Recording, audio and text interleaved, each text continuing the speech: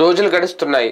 పొత్తు విషయంలో ఇంకా క్లారిటీ అయితే రావట్లేదు. ఆంధ్రప్రదేశ్ రాజకీయాల్లో ఎవరితో కూటమి కట్టబోతున్నారు అనే దానికి ఇంకా కొత్త కూటమి కూడా రాబోతోంది అనేది. కాంగ్రెస్తో కలిసి కమ్యూనిస్టులు వెళ్ళబోతున్నారు, సిపిఐ సిపిఎంలు కలిసి వెళ్ళబోతున్నాయి అనేది ఒక పక్క జరుగుతున్న ప్రచారం. అదే నేపథ్యంలో ఆల్రెడీ టీడీపీ జనసేన కూటమిగానే ఉన్నాయి. బీజేపీ విషయంలో ఇంకా ఎందుకు తేల్చుకోలేకపోతున్నారు? ఆల్రెడీ ఒక ప్రపోజల్ అయితే ఇచ్చేసింది భారతీయ జనతా పార్టీ. అమిత్ షా కూడా చెప్పేశారు లెక్క. ఆ లెక్క విషయంలో సర్దుకుపోవాలా లేదంటే సర్ది చెప్పాలా తమ్ముళ్ళకి? అలాగే పవన్ కళ్యాణ్ గారిని కూడా ఒప్పించి మెప్పించి బీజేపీని తమతో కలుపుకుని వెళ్ళాలా? ఇది ఒక అతిపెద్ద టాస్క్ అని అనుకోవాలా చంద్రబాబు నాయుడు గారికి? ఆ టాస్క్ కంప్లీట్ చేసే విషయంలోనే జాప్యం జరుగుతుందా? ఇది అంశం మీద చర్చించే ప్రయత్నం చేద్దాం.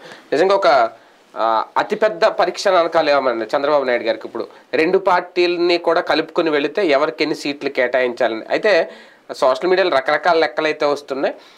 అమిత్ షా ఆల్రెడీ తనకెన్ని సీట్లు కావాలో చెప్పేసే పంపించారు.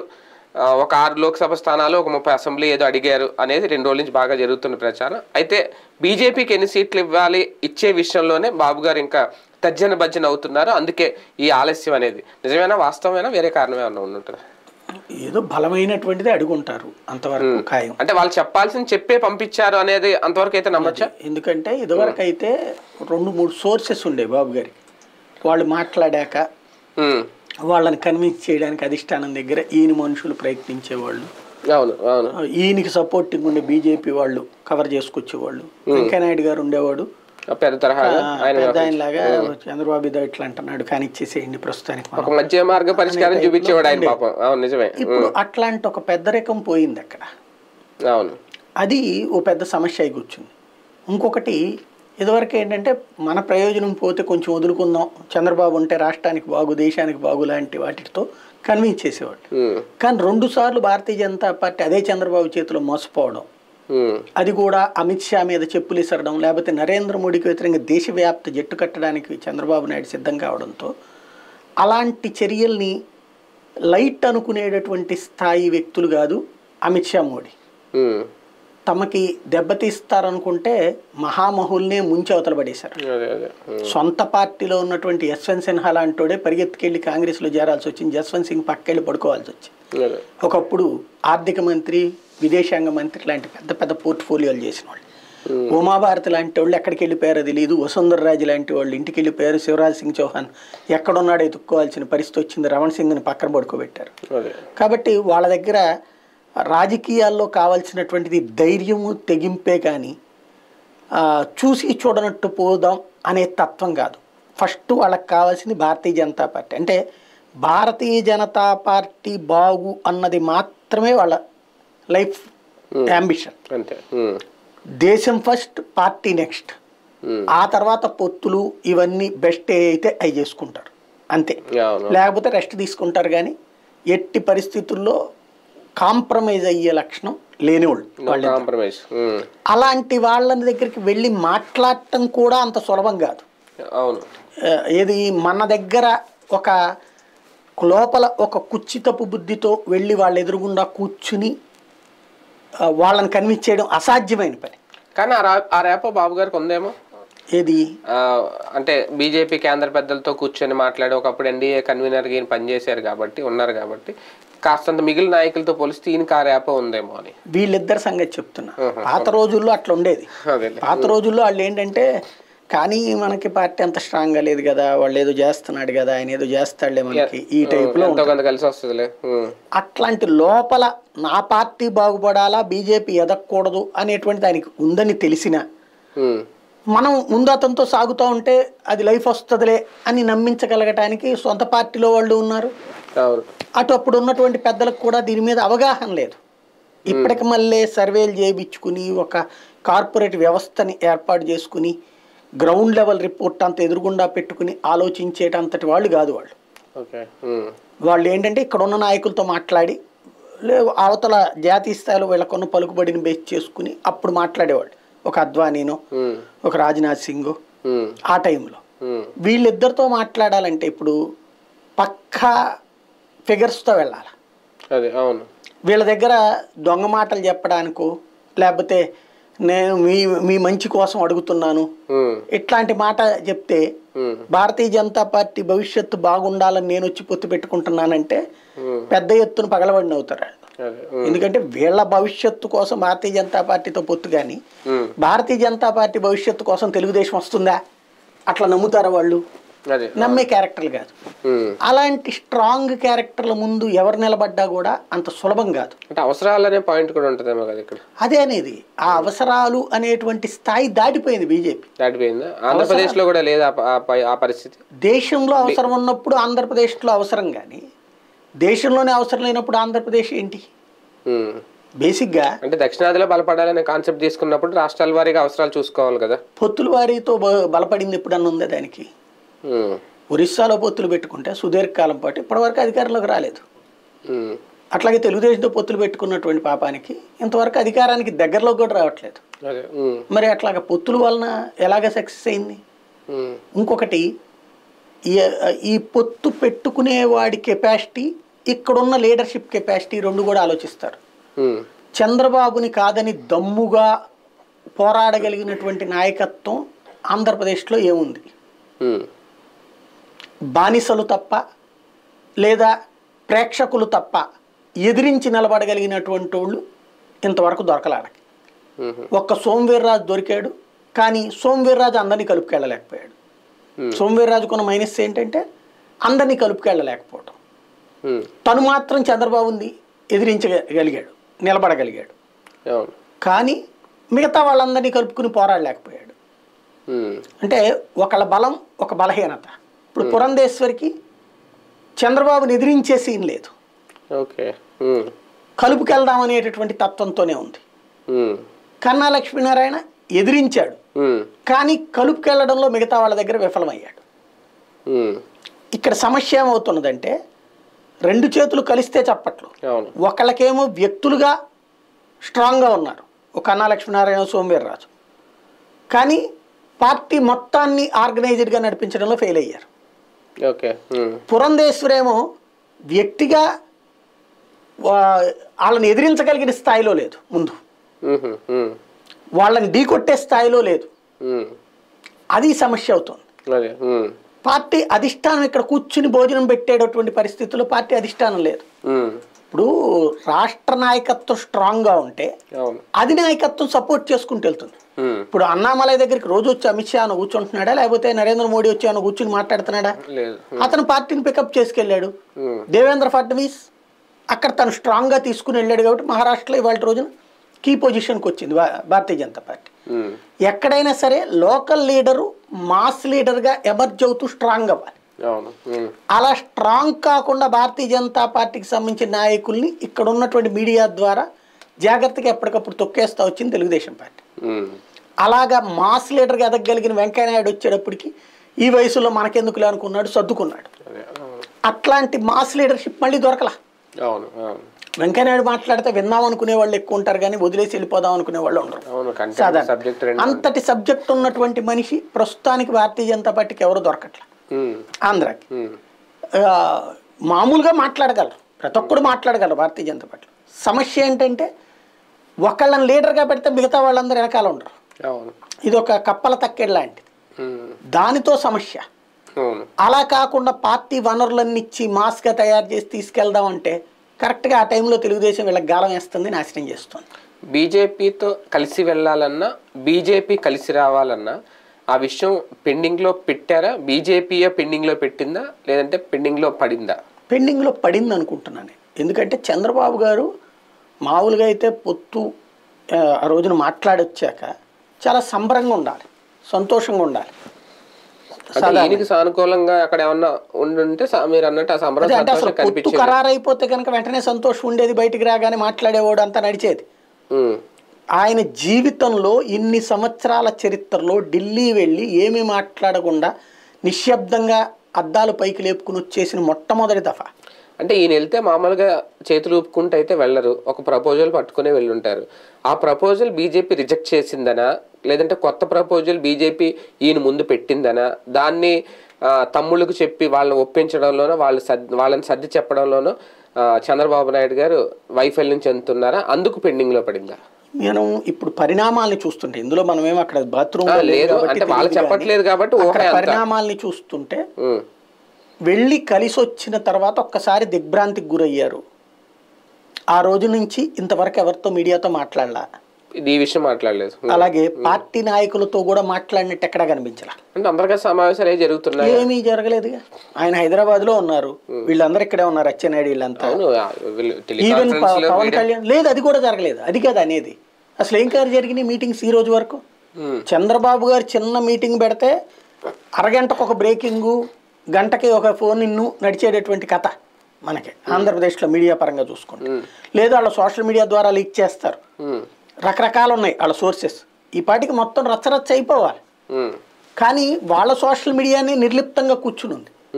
ఇంకోటి అందరికంటే కూడా బాబు గారి ఆత్మ అయినటువంటి రాధాకృష్ణ గారి ఎడిటోరియల్ కాలంలో రాసిన దాన్ని చూస్తుంటేనే పొత్తు ఖరారే తప్పదు, కానీ వాళ్ళ షరతులకు ఒప్పుకోవాల్సిన పరిస్థితులలో దిగుతున్నాడు చంద్రబాబు అనే రూట్లో రాసుకొచ్చారు.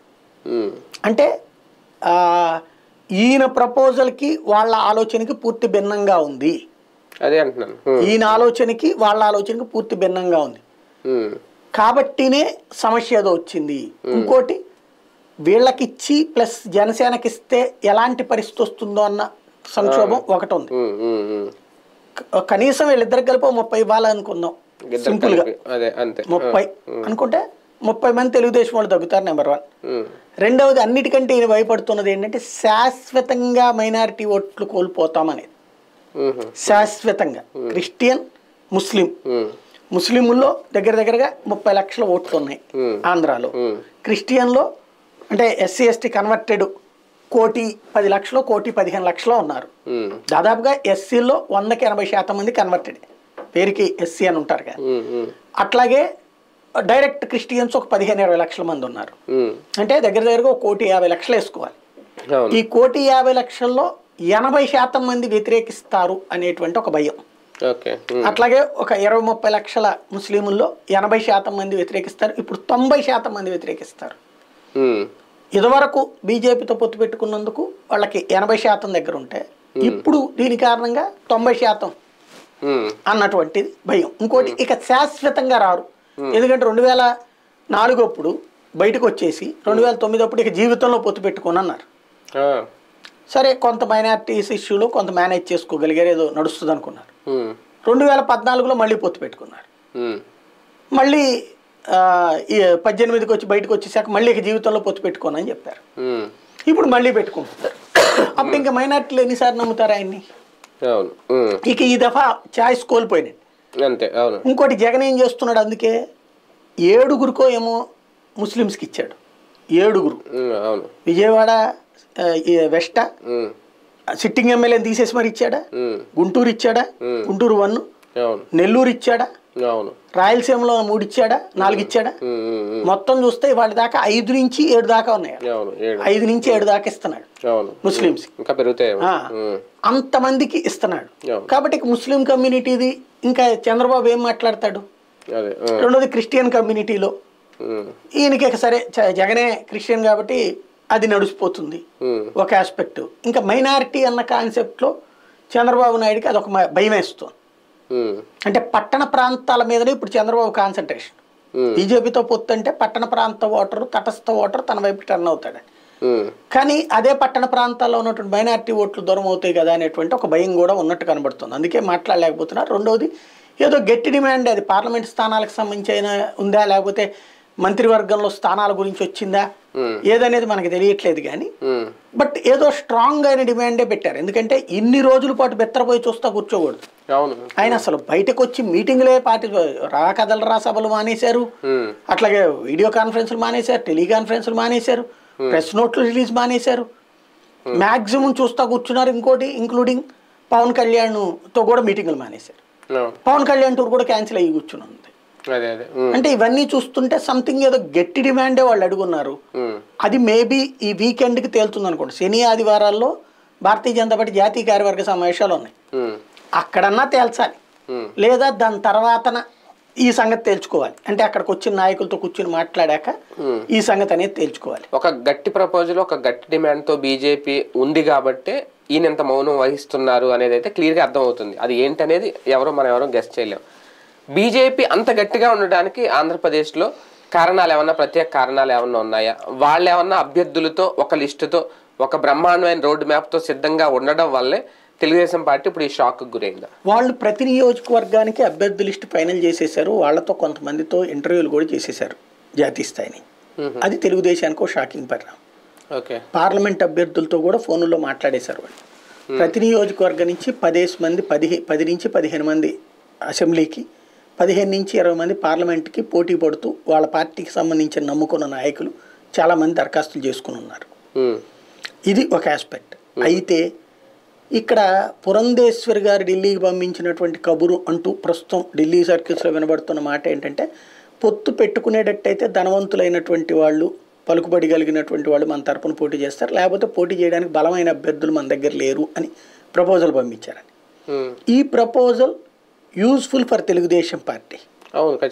అది దాన్ని అక్కడ నేను విన్న ఒక 2 నాయకులు ఢిల్లీలో బీజేపీ పెద్దలతో, కేంద్ర మంత్రులు వాళ్ళతో మాట్లాడినటువంటి 2 ప్రజాప్రతినిధులు, పార్లమెంట్ స్థాయి ప్రజాప్రతినిధులు మాట్లాడినప్పుడు వాళ్ళు వేరే పార్టీలకు సంబంధించిన వాళ్ళు, మీ పార్టీది ఎట్టుందంటే మేము గెలుస్తామన్నో, బాగా స్ట్రాంగ్గా ఉందన్నో, ఓడిపోతామన్నో ఇట్లాంటివి చెప్పారు. చెప్పినప్పుడు ఏంటి సార్ పొత్తు సంగతి అంటే, మమ్మల్ని బకరాలు చేద్దాం అనుకుంటే మేము అంత అమాయకంగా ఉన్నామా అన్నారట. మమ్మల్ని బకరాలు చేద్దాం అనుకుంటే మేము అంత అమాయకంగా ఉన్నామా, మేమేంటో కూడా చూపెట్టాలి కదా అన్నారట. అంటే వాళ్ళు తెలుగుదేశం జనసేన కలిపి తమతో గేమ్స్ ఆడుతున్నాయి అన్నటువంటి విషయం గ్రహించారు వాళ్ళు. ఎందుకంటే పవన్ కళ్యాణ్ పొత్తు పెట్టుకున్న రోజు నుండి ఎలాంటి సమన్వయ సమావేశాలు జరగనీయలేదు, ఏ విధమైన పూర్తి స్థాయి సహకారం బీజేపీకి అందించలేదు. ఇవాళ తెలుగుదేశం పార్టీకి అందించిన సహకారంలో 10వ వంతు కూడా బీజేపీకి అందించలేదు ఆయన. అలాగే తెలుగుదేశం పార్టీ భారతీయ జనతా పార్టీని లాక్కు రావడానికి ఇందులో తన వాళ్ళని పంపించి వాళ్ళ ద్వారా కథలు నడుపుతోంది. ఇది వాళ్ళకి తెలుసు. ఇక గత్యంతరం లేని పరిస్థితుల్లో ఇక వీళ్ళందరూ చేతులు ఎత్తేసారు కాబట్టి, వాళ్ళు టాప్ 400 టార్గెట్ పెట్టుకున్నారు కాబట్టి, టోటల్గా ఒక 400 సీట్లలో ఒక 50 సీట్లు కనీసం తెలంగాణ ఇదే మన దక్షిణాది నుంచి రప్పించుకోవాలనుకున్నారు కాబట్టి, అందుకోసం కాంప్రమైజ్ అయితే ఇక్కడ పొత్తుకు సంబంధించి క్లియర్గా వాళ్ళు అడిగిన స్థానాలు ఈయన ఇస్తానంటే అవ్వచ్చు పొత్తు, లేదు అంటే ఒంటరి పోరాటానికి వాళ్ళు సిద్ధంగా ఉన్నారు. బీజేపీ ఒంటరిగా వెళ్ళడానికి సిద్ధంగానే. అదే కనుక జరిగితే మరి జనసేన పరిస్థితి ఏంటి? అప్పుడు జనసేన తెలుసుకోవాలి, బీజేపీతో ఉండాలా తెలుగుదేశంతో ఉండాలా అన్నటువంటి. అది జనసేన ఇష్టం. ఇక బీజేపీ ఒక రోడ్ మ్యాప్తో సిద్ధంగా ఉంటే ముగ్గురికి కలిపి ఒక రోడ్ మ్యాప్ ఆల్రెడీ రెడీ చేస్తున్నారు చంద్రబాబు నాయుడు గారు. అందులో జనసేన బీజేపీకి సంబంధించిన ఓట్ల సంఖ్యను కూడా ఈయనే డిసైడ్ చేస్తున్నారు, అందుకే లేట్ అవుతుంది అనేది కూడా. ఎన్ని సొల్లి కబుర్లు అండి. రోడ్డు లేదు, మ్యాప్ లేదు. ముందు ఆయన పొత్తు పెట్టుకోవడానికి వాళ్ళ షరతుకు లొంగుతారా లేదా అనేటువంటిది సింపుల్ లాజిక్. ఈయన చెప్పగానే ఓట్లేసేవాడు లేడు, ఈయన చెప్పలేదని ఓటేయడం మానేసేవాడు లేడు. సింపుల్ లాజిక్ ఏంటంటే భారతీయ ఎప్పుడు ఎందుకంటున్నానంటే ఎప్పుడు పొత్తు పెట్టుకున్నా 2014 కంట్రోలింగ్ అనేది బాబు గారు తీసుకుంటారు, కంట్రోలింగ్ ఈయన చేతిలోనే ఉంటది అనేది. అది ఈ దఫా లేకపోబట్టినే కదా ఈ గొడవ అంతా కూడా. ఈ దఫా అంత అలాంటి ఇప్పుడు పవన్ కళ్యాణ్ ఇదివరకు మళ్ళీ వినే పరిస్థితిలో ఉన్నాడా? ఇప్పుడు ఎక్కడ ఎందుకు? జనసేన వాళ్ళు ఇదివరకు అయితే ఇట్లాంటి కొట్లాటలు లేవుగా. నిన్న మొన్న కూడా కొట్టుకున్నారు కదా జనసేన తెలుగుదేశం వాళ్ళు. కాబట్టి పాత పద్ధతిలోకి మళ్ళీ అంతా నా ఇష్టం, నా చక్రం తిప్పుతాను అనేటువంటి రోజులు ఇప్పుడు లేవు. తేడా వస్తే జనము వ్యతిరేకించడానికి సిద్ధంగా ఉన్నారు, గ్రౌండ్ లెవెల్లో కార్యకర్తలు. ఇంకోటి మెయిన్ పొత్తులో ఏం కావాలి, ఒకళ్ళ ఓటు ఒకటి ట్రాన్స్ఫర్ కావాలి. నాయకుల మధ్య ట్రాన్స్ఫర్ అయితే 2018 కాంగ్రెస్తో పొత్తు అవుతుంది, అలాగే మొన్నటి భారతీయ జనతా పార్టీ జనసేనలో పొత్తు అవుతుంది. నాయకులు కాదు కలవాల్సింది, ఓటర్ కన్విన్స్ కావాలి, ఈ పొత్తు కరెక్ట్ అని ఓటర్ ఫీల్ అవ్వాలి. అలాంటి దానికి ఏమన్నా పబ్లిసిటీకి స్కెచ్ చేసుకోవాలంటే గదిలో కూర్చొని చేసుకుంటే ప్రయోజనం ఏం లేదు. పొత్తు అనౌన్స్ చేసేస్తే ఆ తర్వాత నుంచి హిందుత్వ అంశాలు తీసుకొస్తారు, జగన్ది ముస్లిం అనేది, జగన్ మైనారిటీల మనిషి అని చెప్పి తీసుకొస్తారు, క్రిస్టియన్ అని తీసుకొస్తారు, ఇక అవన్నీ పట్టుకుని వస్తారు. ఆ రూట్లోకి వెళ్ళిపోతుంది. జంక్షన్ ఎక్కడ జామ్ అయింది? బాబు గారి దగ్గరే జామ్ అయిందా లేదంటే అక్కడ ఏమన్నా ఆగిందా అనేది? డెసిషన్ మేకింగ్ అనేటువంటిది ఇక బాబు తీసుకోవాలి. వాళ్ళ దాళ్ళు అనౌన్స్ చేసేసారు, బాబుకి చెప్పేసి ఉంటారు. బాబు ఇక తను ముందుకు వెళ్ళాలా ఆగిపోవాలా అన్నటువంటి తన డెసిషన్ తీసుకోవాలి. రైట్, చూద్దాం. నిజంగా ఒక డోలాయమానంలో ఉన్నారా చంద్రబాబు నాయుడు గారు? అందుకే పొత్తుల విషయాన్ని తేల్చలేకపోతున్నారా, లేదంటే కావాలనే తేల్చట్లేదా? బీజేపీ నిజంగా ప్రపోజల్ ఇచ్చుంటే అది ప్రజల ముందు పెట్టచ్చు, కానీ ఇంకా ఎందుకు ఆ విషయంలో సైలెంట్గా ఉన్నారు? ఈ మౌనం వెనక అసలు కథ ఏంటి, ఆంతర్యం ఏంటి ఆయన చెప్తే బాగుంటుందేమో. చూద్దాం ఏం జరుగుతుంది.